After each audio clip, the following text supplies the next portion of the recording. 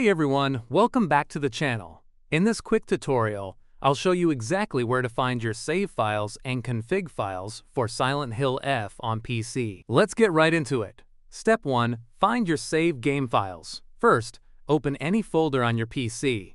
Go to your C drive. Open the Users folder. Click on your username folder. Now, you'll need to open the App Data folder. If you don't see App Data, click on the View tab at the top.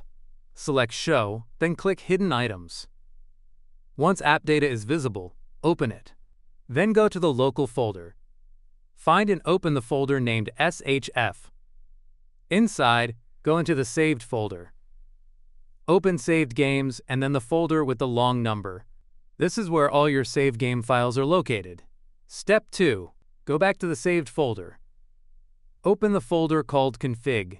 Open the Windows folder. Double-click GameUserSettings.ini.